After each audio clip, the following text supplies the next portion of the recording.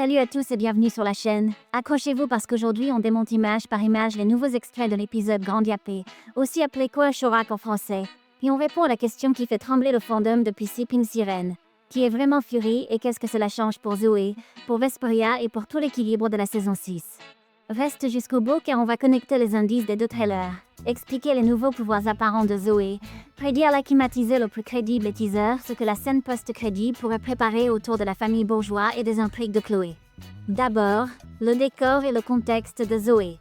Dans les plans d'ouverture, on repère un nouvel environnement avec des claves de tournage, des néons, des éléments de cinéma qui collent parfaitement au fait qu'elle vive désormais chez son beau-père, André Bourgeois. Le détail est important parce qu'il ancre Zoé dans un cadre plus intime et révèle une routine plus stable, mais aussi une pression nouvelle, celle d'exister entre une famille compliquée, un passé pas toujours clair et des regards qui la jugent. Cette pression, les bandes annonces la rendent visible dans son visage dès qu'elle croise le trio de harceleurs introduits dans Sleeping Siren. On sent la peur d'une révélation, la crainte d'un secret qu'on brandit contre elle. Et si ce secret venait d'avant Paris, d'une époque new-yorkaise où quelqu'un comme Ray aurait enregistré des comportements de Zoé moins reluisants, des moments où elle a mal agi par mimétisme pour être acceptée. C'est dur, mais crédible, et ça explique pourquoi elle surjoue la gentillesse en aidant tout le monde à l'école, comme si elle voulait compenser avant même que l'accusation tombe. Pendant ce temps, Marinette fait du Marinette. On la voit préparer un cadeau pour Adrien, un ruban, une attention sucrée, cette chaleur qui définit sa relation et sert de contrepoint émotionnel au trac de Zoé. C'est plus qu'un détail mignon, c'est une encre. Miraculous aime juxtaposer une micro-intrigue relationnelle à une ligne dramatique principale. Quand Marinette rejoint Oé en larmes devant le bureau du proviseur, la série rappelle son cœur, l'écoute avant l'action. Mais ce chapitre ne va pas se contenter d'écoute. Il va tester jusqu'où Zoé est prête à aller pour empêcher l'injustice. Et c'est là que le mot-clé tombe, Fury. Les trailers confirment que la mystérieuse justicière de fin d'épisode dans Sleeping Siren n'était pas Chrysalis ni une nouvelle porteuse, mais bien Zoé. On note une tenue sombre, capuche relevée, yeux plus aiguisés, très peu de peau apparente, des antennes à peine visibles et un motif de torse qui évoque l'abeille sans l'afficher franchement. Le message visuel est limpide.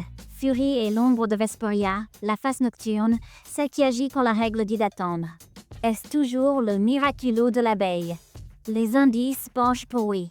Pourtant un détail a surpris tout le monde, la vitesse. Dans une scène, Fury fonce et extrait un élève d'un tram comme si elle avait la super vitesse. Comment une porteuse de l'abeille, historiquement associée à l'immobilisation, pourrait-elle se déplacer ainsi? Voici la théorie la plus solide à ce stade. Le chromie de l'abeille incarne l'action et son pouvoir canonique, Venom, fige une cible en annulant son mouvement. Mais comme pour création et destruction, l'intention du porteur peut faire jouer le concept dans l'autre sens. S'il est possible d'arrêter l'action, il est peut-être possible de l'accélérer.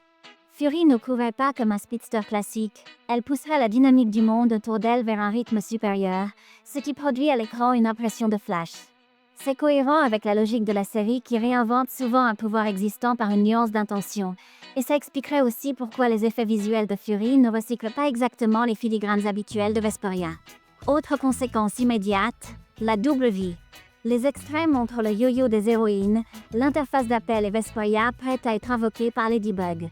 Or si Zoé est déjà sur le terrain en Fury, elle va devoir changer de tenue en urgence pour répondre à l'appel et redevenir Vesperia. Cette mécanique promet un vrai dilemme. Peut-elle être la vigilante qui frappe vite et la héroïne officielle qui obéit au protocole? Dramatiquement, c'est brillant, parce que Marinette n'acceptera pas qu'un Miraculous serve d'arme punitive au quotidien. On peut imaginer une confrontation tendre mais ferme. Zoé, on protège, on répare, on n'administre pas la justice seule contre le monde.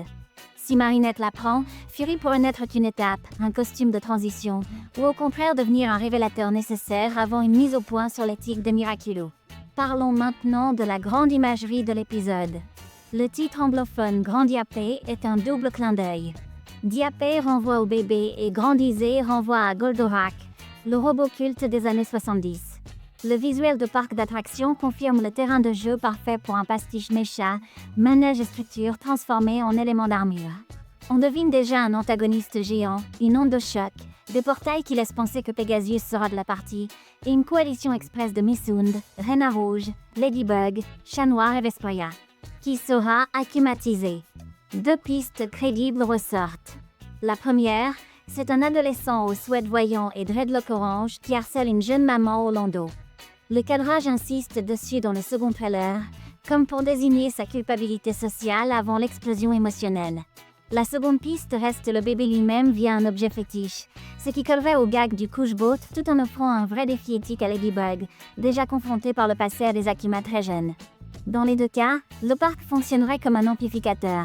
Chaque attraction devient une extension de la colère ou de la peur, façon Goldorak mais à l'échelle d'un chagrin d'enfant.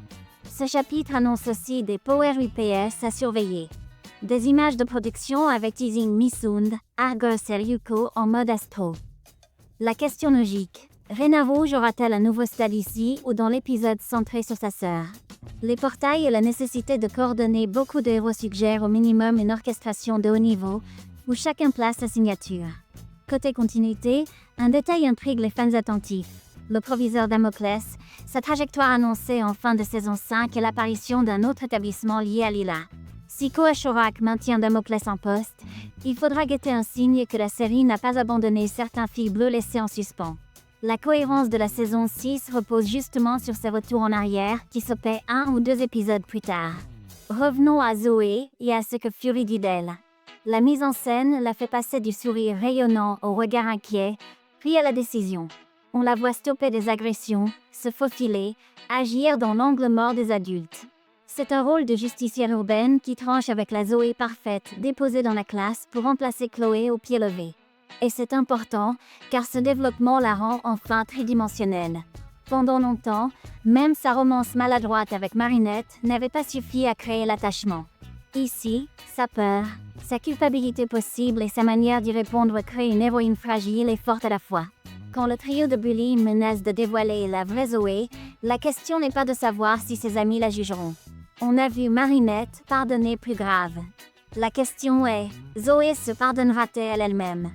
Fury est peut-être la réponse imparfaite d'une fille qui refuse de redevenir la victime de son passé, qui agit trop vite pour empêcher la douleur de revenir.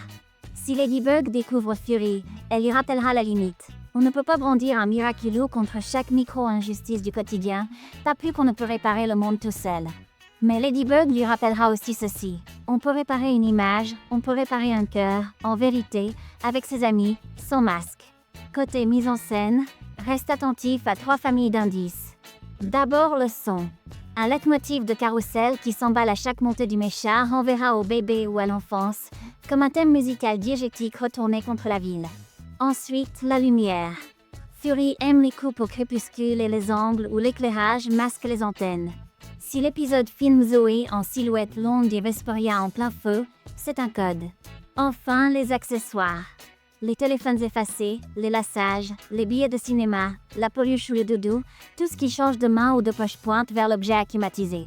Quant à la fin, ce chapitre a tout pour placer un crochet post-crédit vers la famille Bourgeois. Audrey est à Paris, l'ombre de Chloé plane toujours, et un demi-frère évoqué récemment élargit l'arbre généalogique. Si la série veut recoller la ligne famille et responsabilité, c'est l'endroit idéal. Une autre option serait de relier furtivement ce fil à Noé pour annoncer une bascule morale dans la seconde moitié de saison. Dans tous les cas, Koa Shorak est pensé comme un laboratoire visuel Goldorak et un laboratoire moral pour Zoé. Le parc d'attractions est un test d'échelle, Fury est un test d'éthique, Vesperia est un test de loyauté. Si l'épisode réussit, Zoé en sortira plus claire avec elle-même, et nous avec une héroïne que l'on suivra enfin pour ce qu'elle est, pas pour le rôle qu'elle remplace. Dis-moi en commentaire si tu penses que la vitesse de Fury vient vraiment d'une accélération de l'action par le Kwami de l'abeille, qui tu vois comme acclimatisé le plus probable entre l'ado au souhait et le bébé, et si tu veux que Fury reste comme identité parallèle ou qu'elle soit recadrée par Ladybug. Abonne-toi et active la cloche parce que dès la diffusion française du mercredi matin, on fera l'analyse plan par plan, on vérifiera les échos à Goldorak, on évaluera les pouvoirs de chacun et on traquera le moindre clin d'œil caché dans le parc. La saison 6 vient peut-être de donner à Zoé son meilleur rôle et on va le vivre ensemble image après image.